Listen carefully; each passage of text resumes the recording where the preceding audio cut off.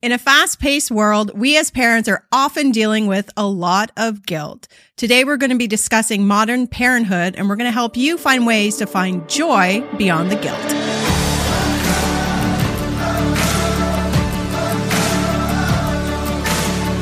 Hi, everyone. I'm Wendy, and I am here with Kate, and you're probably wondering, where the heck are Eric and Rob? Well, it is just the two of us, so we would like to thank them for their contributions and effort, but we have officially taken over the show. We sure have. At least for the next 45 minutes or so. We are going to talk about one of our favorite topics, guilt, and how we basically live through that. And we're going to be diving into a female lens on this particular subject, recognizing, though, that we do have a lot of male viewers. Yeah. However, we are hoping that male viewers are going to be able to take some of this away in terms of what women face when it comes to guilt and parenting and how we can work on that together. Yeah. I love that. Yeah. Love it. Yeah. Where should we start? I mean, we could probably write a book, and this podcast could probably be 6 hours long. I was going to say, it probably would be 6 hours, but maybe we just talk about, like, what does mom guilt mean for you? Like, what, like, not defining it, but how does it show up for you? Like, what is it? You know, so I think it starts, I think, when we're teenagers, when we're growing up, and then morphs into when we start our careers, and then morphs into when we have, have kids and start a family. And it just continues on as a cycle. I know for me, it has shown up in so many different aspects. Part of it is self-inflicted because we're all masters at that.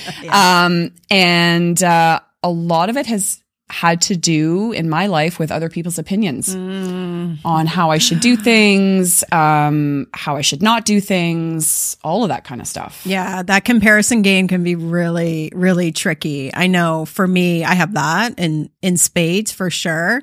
And then I think it's just like not feeling like I'm ever doing enough. Yeah. Do you know what I mean? Like I'm not taking them to all the places they want to go. We're not going on those big vacations. I'm not buying you everything you want. And sometimes that line between like being a good parent and being present is like balance off with like the guilt factor of like, oh, I can't do all this. How fitting that one of the episodes we just recorded was about overperforming. That's so funny. So this ties in really, really well. And I think let's talk a little bit about comparison, because you and I are around the same age demographic. And when we were growing up, I mean, we're what, 29? I was going to say, of course, 28. Thanks. Steve's laughing in the background. We might as well do it, Eric and Steve. Steve, are you here? Yes. Yay! But I feel like, in terms of the expectations we have in our head and how big social media has played. And I see this playing out in my teenage daughters around, we should be a certain way, we should be doing certain things. And if we're not, and a lot of it comes down to how we should look. So as women, like, let's just get that out there, like how we should look, pre-giving birth, post-giving birth, as we move into our 40s, menopause, sorry guys, like all of that kind of stuff, it's a real thing. And then for the guys that are listening, how do they support us during that when we're always feeling guilty about, doing more, being more, having more, and trying to overcome that? Yeah. And I think like you talked about like it's starting in your teenage years. I mean, I know for me, when I was pregnant, I had guilt already, being like, I've gained too much weight. You're only supposed to, like, all these rules around, the amount of weight you're supposed to gain, how you're supposed to look, what you're not supposed to do. Yeah. Am I buying the right crib? Am I getting the right stroller? Why does she have a stroller that's $1,500 and mine is $200? Like, is my kid going to die now in the car? Like, it's just this constant, like, guilt of not, like, am I going to break you? Are you going to fall? And it's just this, like, there's fear there for sure. A lot of fear. But there's also guilt around like, wow, like I'm not convinced I'm setting you up for success. Like, and I haven't even given birth to one of the three yet, right? Like it starts that early for women. Yeah, it does. I remember when we brought my first daughter home after she was born and like put her on the table, and my husband and I at the time kind of looked at each other and were like, so like, what do we do now? What now? And it's, you feel like you should be doing something, like what do you do? And then it's the guilt of how do I make sure that I'm showing up for her, but how do I also show up as a wife? How do I still show up as, the person that attends all of the play groups and the person that, your kids get older, brings the snacks to the soccer game and, does all of the things. And when we don't, it's, we're always creating these expectations, and it's like being on a hamster wheel, like just the continuous cycle. And it's so harmful. Like it's such an emotional mind fuck sometimes because you feel like you're constantly chasing. And again, like who are you doing it for? But then for a lot of people, it's, well, that's great. But then how do I let that go? How do I overcome that? Overcoming the guilt, I think I don't know if you ever fully get rid of it. I mean, we've talked about this before on the show, but like, just like the guilt of divorce is a massive mom guilt for me. Ooh. Like it's maybe the biggest guilt that I carry is knowing that I broke up our family system in our home. And that guilt weighs with me. It's getting less, but it's never gone. It never fully goes.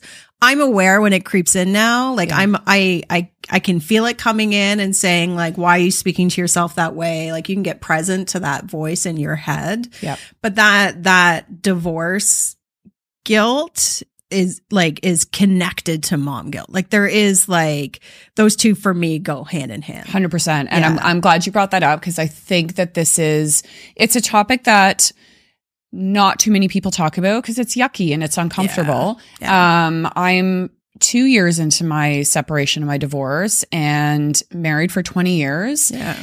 And the expectations that I had created in my head and the shock that people showed when I did make the decision to leave my marriage for my own personal reasons. It just became so clear to me why so many people stay in unhappy situations. Again, I was the one that was unhappy, right? So whether it's career, whatnot, but then it's the extreme guilt of having those difficult conversations, recognizing that I know for me, all I did was cry. Cry, because and you summed it up perfectly, you feel responsible for breaking up the family unit. And having spoken to people who have come to me over the past couple of years and said, how did you do it? Yeah. And I don't think I have the strength to do it because I feel like I need to be here for my kids because they're younger. And so maybe it'll, right? Yeah. There's never a great time ever. No. But it's prioritizing yourself, but putting one foot forward in front of the other and recognizing there's going to be a lot of guilt, but then how do you have the tools to be able to navigate that? Well, and that guilt too, like I think as single moms, no matter your sort of the situation that you're in, whether you're dating someone new, or you have a new partner, whatever, I think as single moms, that guilt can lead us into behaviors sometimes that are not good for us or our kids. I think out of the guilt, you tend to want to over-rotate and overcompensate. Totally. And you want to make sure they have everything they need and everything they ask for. And even if you can't, you still want to give it all. And so, it's kind of that, it's a bit, I don't know what the word is, but it's like, it's almost a bit backwards because now you're over rotating and maybe, I'm not speaking for my situation, but I know for other women that sometimes there's competition with the ex, right? So like if your ex is someone who is doing all kinds of, I don't know, lavish things with the kids or is buying them things and you're not, there's often that competition, that can show up as well. You do a lot of things out of that place of guilt. Absolutely. Yeah. Absolutely. Especially if you have shared custody where your kids are spending, you're only with them, you're only with your kids for so much. So when you do have them, you feel like you need to be all in and all on. And I still see that showing up in my life when I have the opportunity to spend time with my girls. Yeah. And I feel like every waking minute, I want to be present. I want to be on. I want to be, doing something all the time because I don't have the luxury of having every day with them. Yeah. And I catch myself sometimes realizing like, it's okay if they have downtime. They're not going to want to hang with mom all the time, but I feel like I've created this expectation in my head because I've broken up the family unit and, almost self-sabotage in a way where I've caught myself, harmfully saying to myself, this is what you wanted. This is what you wanted. This is what you get. Right. Which doesn't serve me. No. It doesn't serve anybody, anything, but it's okay. So that's a script in my head. Yeah. And that's not putting me in a good place when I am present with my kids. Yeah. But yeah, to your point, when you only have them for a certain amount of time, you want to be able to do all of the things, almost like you're making up for lost time. And what I find hard too is if you have friends who are also in the similar boat, come from divorce, they're managing. Yeah. Everyone manages their own separation, divorce differently. And what works for one family does not work for the other. And I think it's really important to not do like comparing yourself to, keeping up with the Joneses next door, as I always say, or Mrs. Cleaver, if you leave it to Beaver. But like comparing yourself to other people is maybe the most detrimental thing you can do, because how one of your girlfriend's parents, when they don't have their kids or when they have their kids, is not necessarily how you parent. And if you were still together with your partner at the time, you wouldn't necessarily be comparing so much. But as a single mom, I don't know what it is, but I do find that we have that tendency to be like, you're doing that. Oh, I'm not doing, should I be doing that? Yep. Like there's no handbook, right? Like there's no, so you're obviously going to go to community and to your friends, but I think playing the comparison game can get really dicey. You have to be anchored in your parenting style and what's working for you and your family. Yes. I think we've all heard the quote, comparison is the thief of joy. And it's such a cliche quote because it's so true. Yeah. It's anything that's robbing us of joy. If we take a step back and reflect, well, what is robbing me of joy?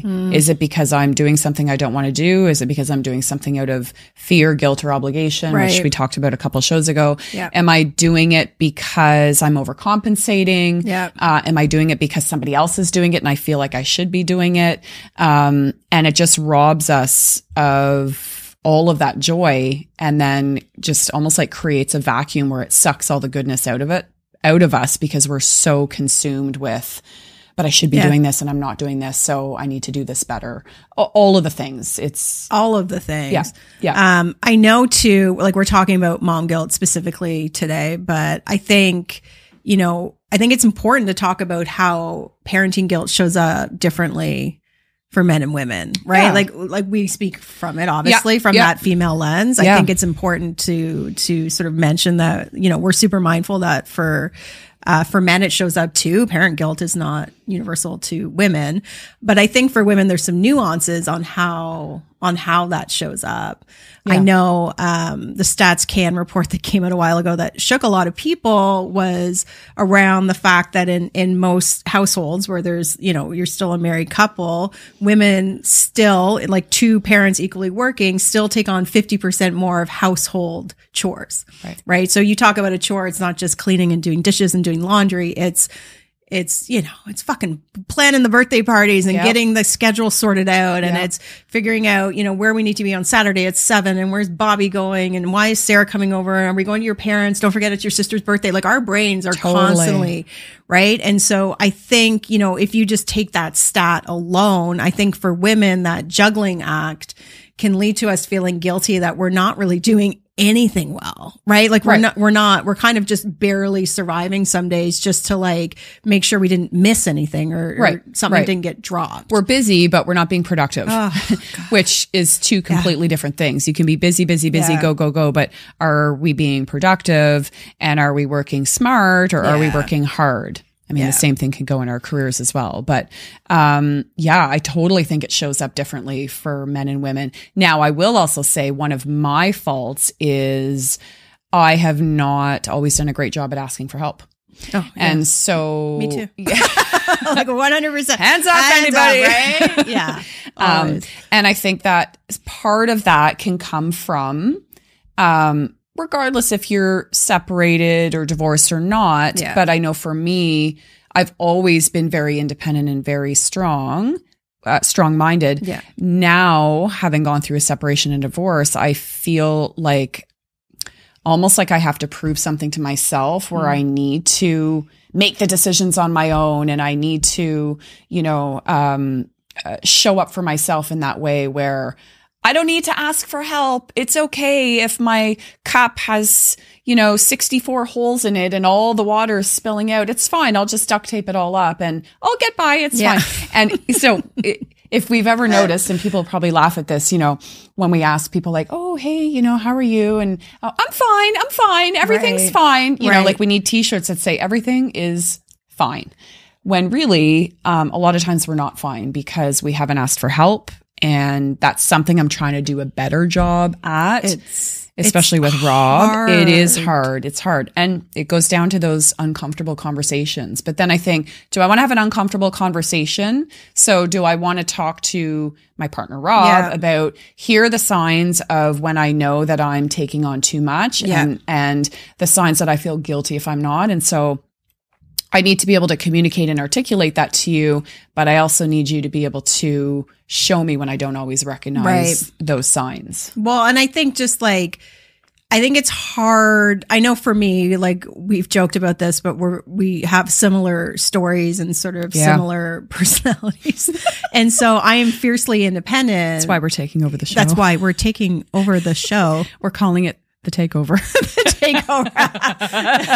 Stay tuned next week for the takeover with Wendy and Kate. It might happen. But I know for me, being fiercely independent, I never ask for help. Yep. Like I just don't. I'm not wired for it. I don't know how. I have to be like severely drowning and someone will be like, hey, do you need a life, like a life vest? No, I'm good. I'm good over here. Right. So I know for me, like now moving into a relationship with Eric, he's always offering help and he offers, I don't even ask and he offers. And I'm like, no, I'm good. Like, how dare you? Like, you think, do I look like I need help? Like, I have attitude around it. It's almost like an insult. Oh, yeah. Like, do you think I can't do, like, what are you saying? I can't do it? Yeah. And so I've had to really learn to be like, he's like, like I can come over, I can mow the lawn while you're doing something else. And I'm like, I can mow the lawn. He's like, I know you can mow the lawn. He's like, do you really want to mow the lawn? I'm like, no. He's like, so let me mow the lawn. And I'm like, okay. So like even that for me, not even asking for help, but even like embracing help has been really difficult. And I hear it from women often, like when I'm coaching women, on my own, and you've probably seen this as well in the Get To mindset, right? Where we choose where we want to invest our time and what we get to do, what we get to say yes to, where we want our energy to go, because where our energy goes, our energy flows. But people say to me all the time, like, I don't know how. And I think you mentioned it several episodes ago about you just have to start. Yeah. And you have to be okay with, first of all, be okay with not being okay. Yeah. Learning to be okay to ask for help because nobody can do that. And I've quickly realized like nobody can do that for me but me. Yeah. And so if I have a parent offering to carpool my kid to hockey because I'm working, yes. And if they're not offering, what's stopping me from saying, hey, asking. Yeah. I feel as women, a lot of times we feel like asking is a sign of weakness. Yeah. And it's a sign that's tied to our self-worth, that we are not good enough, we're not capable enough. And that other people, when I say other people, specifically women, because for the most part, we don't really give a shit about what men think about it. We don't. We don't. We don't. Sorry, Steve. But for women, we very much care about, subconsciously in our mind, what are they going to think? What are the other moms going to think? Well, that's and it. Why do we do that? I don't know, but we do it, and we all do it. So it's I completely relate to that. So it's like there's mom guilt out of like I'm going to use those words purposely. I'm choosing to work right now. Yep. Not I have to. I'm choosing to work right now. I need help getting my kids somewhere. Mm-hmm. Me asking another mom for help in the dialogue that's going on in my head is, what are they going to think of me? Why, like, are they judging me because I'm working, because I can't take my kid? Are they going to, we have this whole conversation in our head. And if you reverse that, and if one of your kids' mom's friend reached out and said, hey, could you drive like, I don't know, Sarah on Saturday? We'd just be like, yeah, of course. How can I help? There's no judgment there. Yeah. The self-judgment is the piece that is actually what really eats at us, because it doesn't matter what the other persons think, but honestly, most of the time, there is no judgment from the other person. Mm-hmm. It's our own judgment on ourselves. Yep. And it's a rabbit hole. And it's, the more we do it, the deeper the wound, because you can call it a wound, a self-inflicted wound, is. So, the wound may not have been our fault in terms of how we started to inflict that guilt, but how we choose to heal from that wound is 1000% our responsibility. Agreed. Because nobody will do that for you. Having a conversation with my oldest daughter the other day around work and, how she can overcome the feeling of, but I feel like I'm not good enough, or this person said this, or my friend said that, whatever the case may be. I won't go into the specific situation, but helping her be able to navigate, like, you control your own feelings, you control your response. And I'm 46. Oh, sorry. I'm 29. Yeah. I forgot. I'm 28. In case you forgot. Okay. Don't be delusional. But I'm 46 and I still don't have all this shit figured out. No. So trying to help our kids be able to have a voice in what they want and what they don't want, be vocal to ask for help, be vocal to not be, shamed around it. I think shame is it's such a trigger word for me. Like, it's such a yucky word because, I've always seen asking for help as shameful because, like, strong, independent woman, I can do it all. Right. I can balance all the things. Yeah. Meanwhile, I'm like outward smiles, inward screams because I'm dying inside. Yeah. But then our kids see that as well. Well, they do, and they see you overperforming, right? So they see you trying to do more than you actually can. And the truth is, guilt shows up because of shame. Yeah. Like, they're so intertwined. So when you're feeling guilty, the questions you should really be digging into, or at least what I do, is I'm like, okay, what is that really about? Because that's about something somewhere I feel shame about. Yep. And I have some anchored belief, right, that I'm holding on to that's leading me to shame. So that sort of like grief, shame, belief triangle is vicious. And I think a lot of time as women, we just don't want to, we don't have time. Like, oh, what is this about? Right? Like, meanwhile, your brain is like spinning about the million things you have to do. But taking time, like in those moments to be like, okay, like, what is this actually about? And you said this, I think, in a previous episode, but like, who am I doing this for? Yeah. Right? Like, such a great question. Cause then you can be like, oh, okay, what is this really about? Yeah. I feel like it's a lot, I know, just from my own experience, it's a lot easier to be on the rat race of the day-to-day grind rather than sitting in 5 minutes of silence and complete discomfort. Because I will often recognize when I'm feeling those, I feel guilty if I don't do this, I feel shameful if I don't do this, I should do this, but I don't really want to do this. I quickly push it out of my head because I just don't want to deal with it. And it's so much more uncomfortable to deal with it. Yep. And I referenced this to a couple people that were asking, not about the details of my separation, but when I did separate. And it's so much easier to not have those uncomfortable conversations. Then like, it's so much easier to just be comfortable and just come into comfort and average every day rather than have those uncomfortable conversations and go for great. But with that comes guilt and comes shame. Yeah. So it's about, choosing your heart and deciding like, how do you really want to live your life? Well, I think too, as women, we have a habit of wanting to protect everyone else around us. So why do we do that? I don't know. Why do we care so much? But we care, right? So we tend to keep it all in until we absolutely burst at the seams. I know for me, I have 3 kids who are very pretty close in age. And when I had, my 2 youngest are 15 months apart. And so I remember, with my third child, I remember just feeling I am losing my mind. I did not feel, I definitely didn't had depression after the first 2, but by the third, by my daughter, I remember just being like, I'm not okay. And I sat in that for months. And I remember I didn't tell anybody. I put on a brave face. I cleaned the house. I took care of three little kids. And I remember sitting, and finally one day I was like, you're not okay. So I went to see my doctor with all 3 kids, which is like a nightmare in itself. And she walked in the room and she was like, whoa. And I'm like, yeah, hi. Yeah. She's like, how are you? And I didn't even speak. I just bawled my eyes out. And she's like, you're not okay. And I'm like, no, I'm not okay. And I remember that moment so clearly because I felt in that moment, I didn't feel relief. I felt shame. Yep. I felt like I was failing as a mom. Why couldn't I do this? So many other women before me have been able to take care of kids without the support system I have, without the network. So I felt like I was failing. And quickly, you know, she's like, okay, we did a series of questions, you know, that's why go to your doctor. You know, if you're not feeling, if you're feeling down, you're feeling depressed, like I encourage that.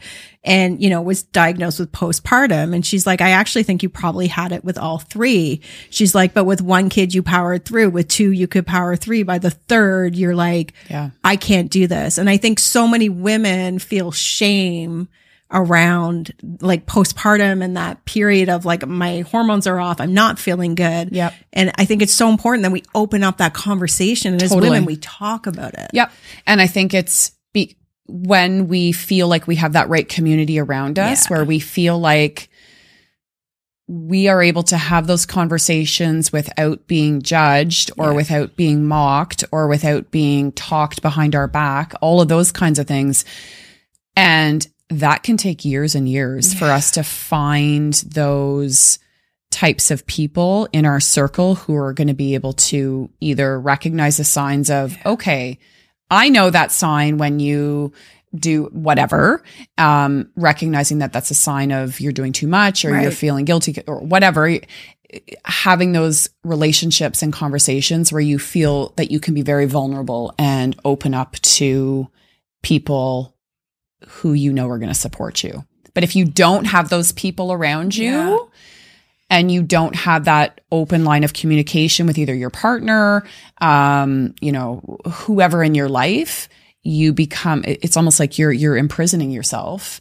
And in order to break free of that, you need to take the steps to be able to chip away at those bars, rocks, whatever in your foundation to become very vulnerable to ask for help or to, you know, let go of the things that are not serving you to create space for the other things that will serve you. Yeah. And trust that you're not failing at momhood.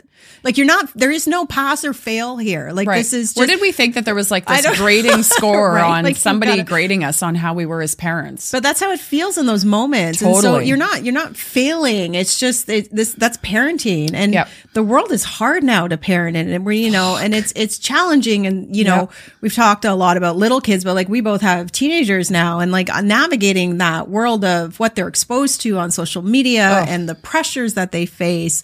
You know, the guilt I feel constantly as a mom is they want the latest shoes and my daughter wants the skincare and the makeup or they want the outfits and they want the like I'm just thinking of like just alone, just the tangible things. They're like, oh, well, these kids have all this stuff. And I'm like, okay, but that's not like, that's not real. It's social media, but their brains aren't fully formed to even understand what that is. Exactly. I struggle with the pressures of social media as a 28-year-old woman.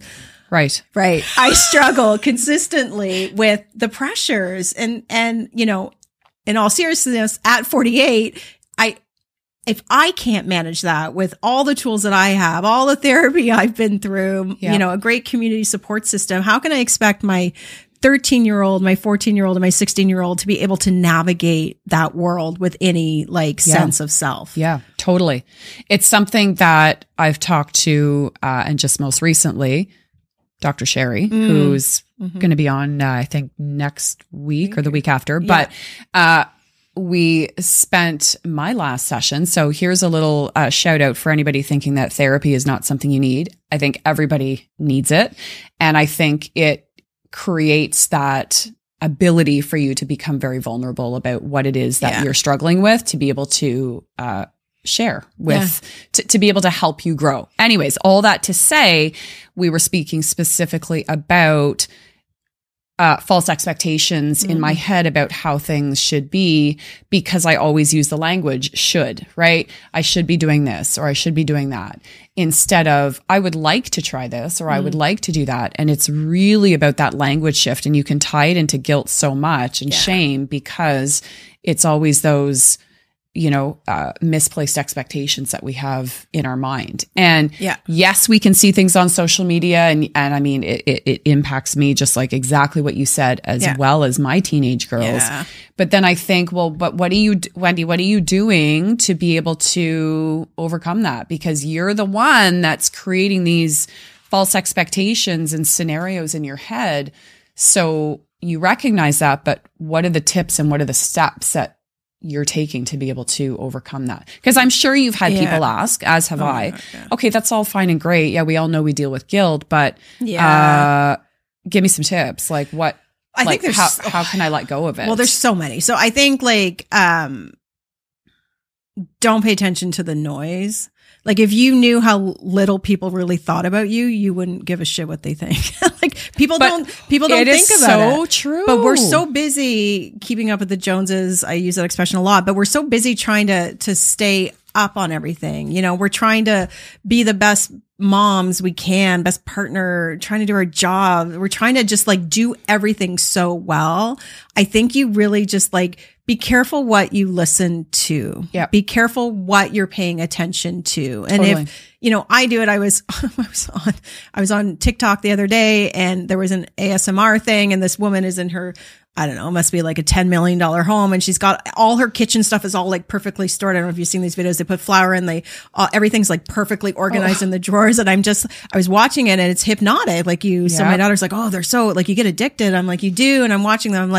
And I look at my cabinet, which is just I don't know, kids put you know how it is. It's the Tupperware drawer. Oh, it looks like a giant cesspool of. Right. And then I'm getting angry at the video, and I'm like, oh, it must be nice to be rich. Oh, it must be nice to have cabinets like that. Oh, I guess you have people helping you. And then I really had to sit with that and be like, why are you so angry? Yeah, but it's true though. It's amazing how our reactions to stuff we see on social media is very much a trigger. Yeah.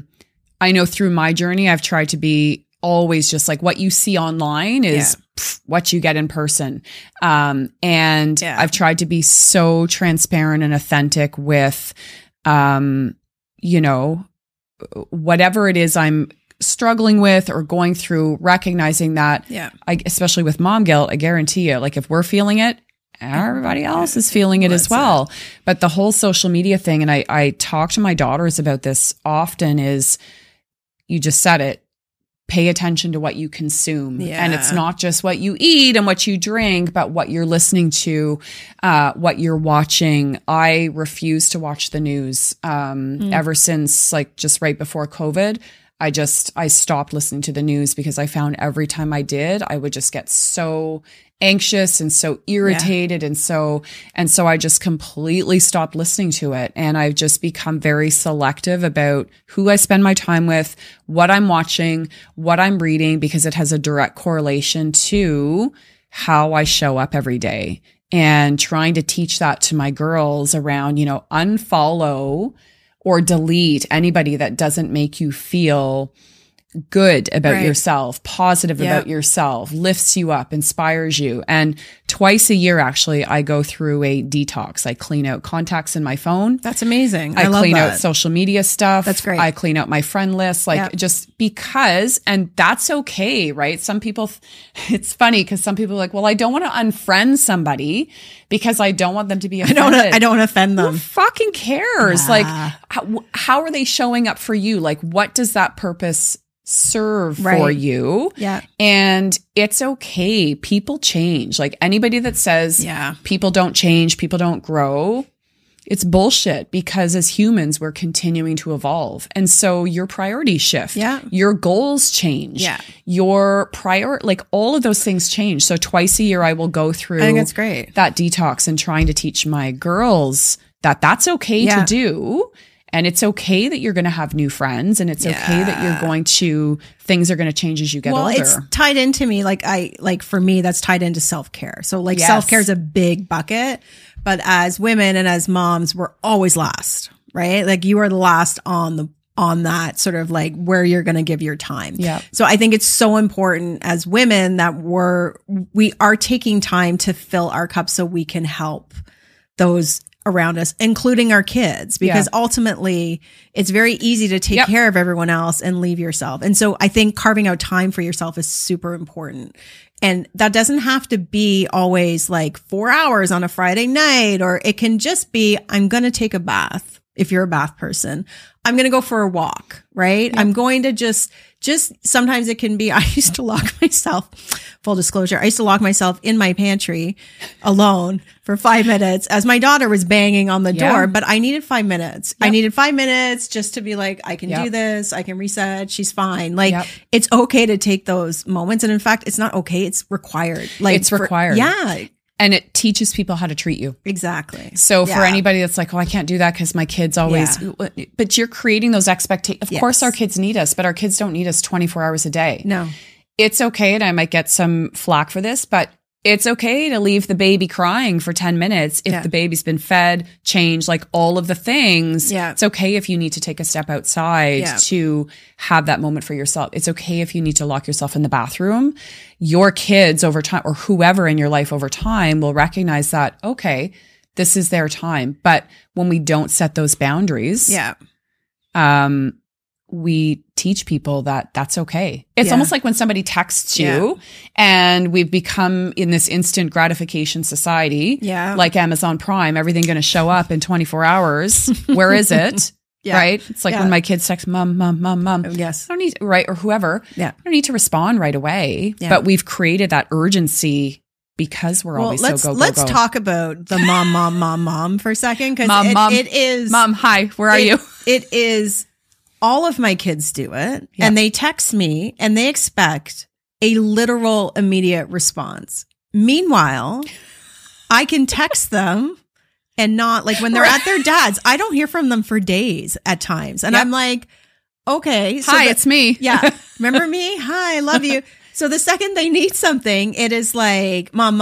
And then my daughter, not to call you out, but she'll call me. So she'll call me 10 times in a row. What are you doing? Like, I'm in a meeting. I'm on a call. I don't know. I'm just busy. And so not responding right away, but my instant reaction is like, oh God, what do you need? Like that is where it's who's bleeding? What's what? Like, are you, what happened? And it's like, oh, can I get that new, like, I saw this hair cream. And I'm like, right. So you have to sort of, you have to, but that's, the trick is to talk yourself off of it. To your point, like you do teach your kids, right, how to treat you ultimately. You do. And everybody, especially that you work with as well. So when I think about all of the things I could have, or sorry, Dr. Sherry, should have done better, I'm recognizing more and more, and I think everybody should remember this, your past mistakes are not something that, it's not something that you should let go of. Your past mistakes are meant to guide you, not define who you are. We get very caught up in all the things that we've done wrong. Well, what about all the things that we're doing right? So really using as that definition point to guide you, and then be able to use that as a tool because yes, it can absolutely hold you back from growing, and it can hold you back from shifting things in your life when you don't take care of yourself, self-care. Yeah. And it sounds like the easiest thing in the world. It's not, though. But I say it's not. No. It's easy to do, but it's easier not to do. I tell that to people all the time at the gym. They're like, Mom, I'm tight. I'm sore. Are you stretching? No. Right? Because stretching is one of those pain in the ass things that we all know it's good for us. Yeah. 5 minutes in the morning, 5 minutes at night. Easy to do. Yeah. So much easier not to do. Yep. And it's the same thing when it comes to self-care. It's fucking hard. But it's not if you're thinking about creating those small, simple things that you can do every day. Yeah. Well, and just like you have to be able to do self-care too in a way where you're, don't get in the bath. I use the bath because that's my self-care. I love the bath. So do I. Like I redid my master bath. Like it's like so heavenly now. To come over and see your bath. Yeah, not together though. That would be weird. We're not doing that anymore. That might make Rob and Eric really happy, but no, we're not doing that. They didn't know it was this kind of thing. But I love the bath. It's where I go to fully unwind. But I can't, self-care is not getting in the bath and working on your phone or thinking of you're writing Guilty. a to-do list or and I've done it too, but that really isn't self-care. Right. That is like taking care of your body, right? That is like, I guess it's a form of self-care, but if you're not like actually turning your mind away, Totally. then it's not really going to help. Right. Nope, at the end of the day, it might physically make your legs feel better or your back or whatever. Like there might be a physical, like positive response, but your mental space won't change. And I know for me, there are times I get in there and I'm like, nope, she's not turning off tonight. Like I just know I'm too wired. I'm vibing. Like something is just not going to go. Yep. And that's okay too. So I give myself permission to be like, okay, just be present. You're present to it. I love that. Put like read. If you can't read, like watch something on your phone. Like just don't criticize yourself because otherwise I end up criticizing myself because I can't unwind. Well, exactly. I'm failing at self-care. Right? Like how? But I love that you say give yourself permission because that's often what guilt is tied to is we don't give ourselves permission to either feel the feelings of guilt or recognize that, okay, this is what I had planned out for today. Yeah. But this is not how the day went. No. And so I'm giving myself permission to be able to take a little detour because that's okay. There's multiple ways to drive to certain destinations. So giving yourself permission is huge. And I think it's a huge part of self-care, especially from the mental perspective. Yeah. The whole bath thing and working, like I've been there, like, and I think we all have, right? And being really conscious of like, I'll tell my kids, like, put your phone in a separate room where it's off and you're not going to get distracted by it because we do live in a world of distractions. So same thing at night. Like even if you use your alarm in the morning on your phone, is your phone the first thing you're looking at? How can you build out a simple and easy and effective 5-minute routine that's going to, right? How you start your days, how you run your day when you're already flipping through Facebook or the gram and you're comparing, oh, so-and-so did this the last night. Why wasn't I invited to the party? Whatever. And it just starts that cycle of just that reactiveness in your mind. Yeah. And I think like it's okay to find humor in your day. Yes. Like I know for me, like Cat and Nat is like a YouTube.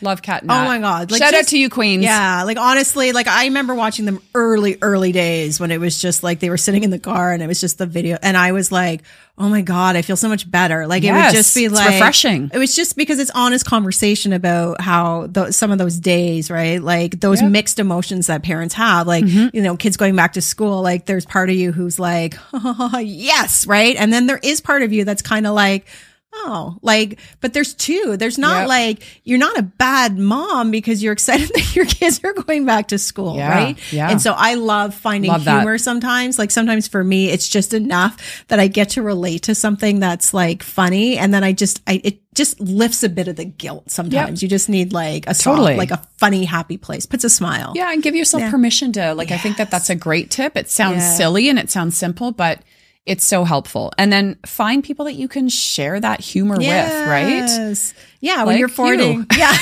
right? I'm going to send you my favorite Cat and Nats now. But like forwarding clips, I do it all the time. When you see a funny meme on parenting, like my girlfriends and I flip them all the time to each other, right? And it gives you a good giggle and it gives you something to relate. Now, speaking of relate, what about for the guys? So if we're thinking about partners or even friends, but let's just maybe kind of focus more on partners. What kinds of things do you or would you suggest that we can have some conversation around this that they can do to be able to help us? Yeah, I think is, you know, encourage your partner, like create a safe place and encourage your partner to tell you what they need. I think it's, you know, women naturally aren't going to ask for help. So if you maybe instigate that conversation and allow them so that they feel like they have a safe space so they can ask for help, I think that's huge. Yeah. I think that's huge as well. Yeah. And part of that is having that uncomfortable conversation. And if you can't have that conversation with that person, I think that's a deeper conversation that you probably need to have if you feel like you're not being supported. Because I hear that a lot. I don't get support from my friends, my partner, whatever. Okay, so what steps are you taking to be able to define what it is that you need? Yeah. So, one thing for me, and I've been vocal about communicating this with Rob, is those check-ins with me. So, those check-ins and doing those small things. Yeah. I don't need the big things, you know. Yeah. It's always the little things. So if I come home from work and dinner's made, or if the laundry's been started, or he's filled up my car with gas. Like all of those little things. Yeah. For me, I see that as a check-in, and that helps me be able to deal with the overwhelm, the guilt of trying to do everything, the expectations in my head that I have to do everything, because I still struggle with asking for help. Yeah. And I think you can align on those and have a conversation around like, hey, here are the small things that would help me.